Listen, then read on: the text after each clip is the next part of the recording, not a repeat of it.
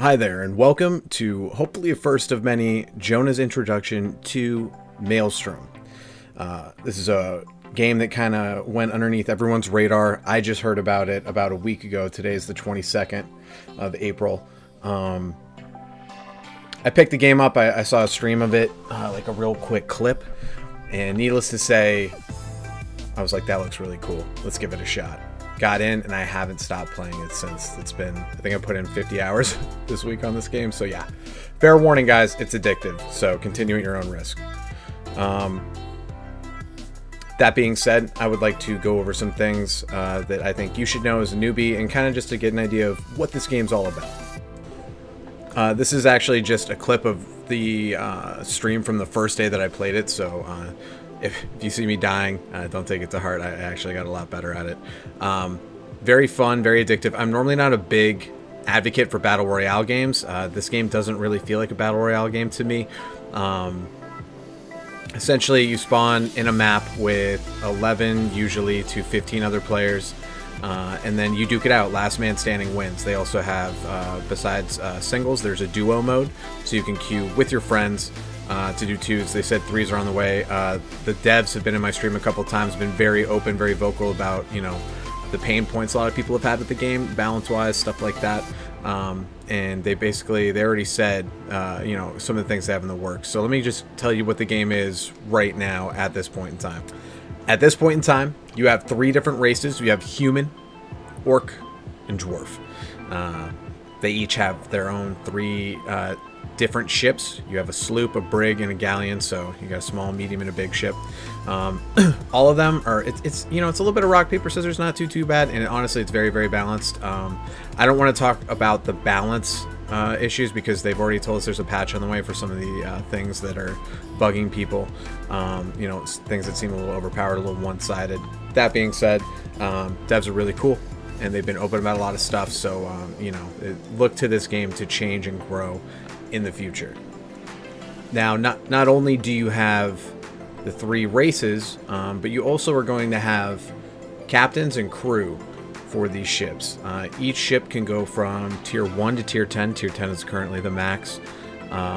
As you level it up through the tiers, you get access to different guns, different sails, different hulls, different rudders. They all, you know, not like one is just inherently better than the other for anything. They're all just different, like higher damage guns for less accuracy, more of a spread, so on and so forth. So based on the build you get, you're going to actually change your loadouts depending on what you're trying to do. You might be running a boarding build, you might be running a crit cannon build. Really all depends. So it's a nice balance of you kind of getting to mishmash stuff together and just, you know, kind of theory craft some builds up. So like I said, there's three captains for each race. Think of that as like your ultimate, so to speak. You know, basically you have your regular cannon fire on the ship, and then you get an ability from the captain.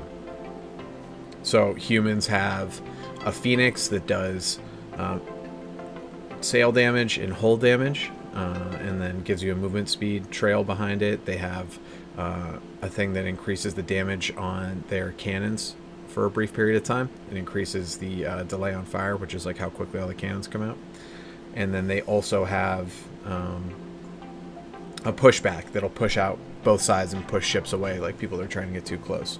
So that's just an idea of like the different abilities you have. So when you start off in the game, you are going to be a little bit disadvantaged.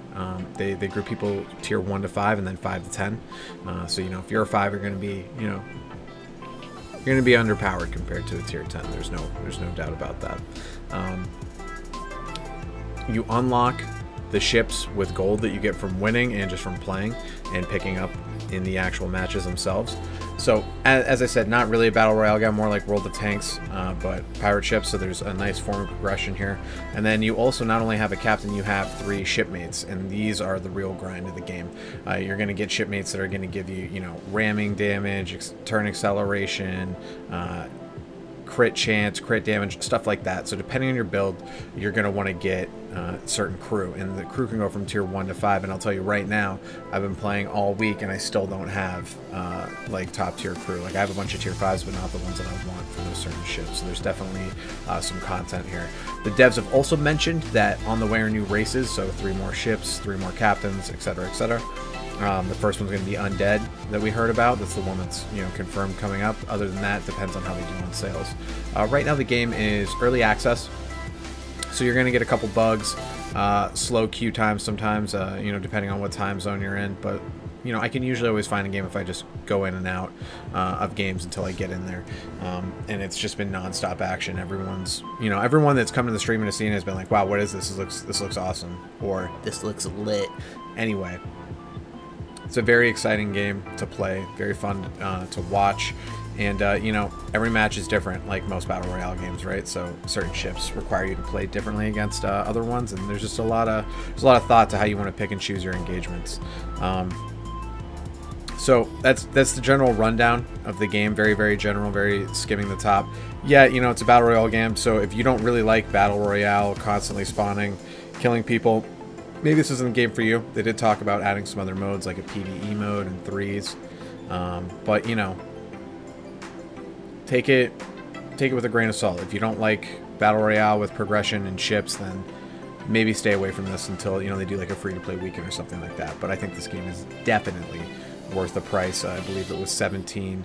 It may be up to 20 now. Regardless, totally worth it. Game is more polished than a lot of finished games I've bought recently.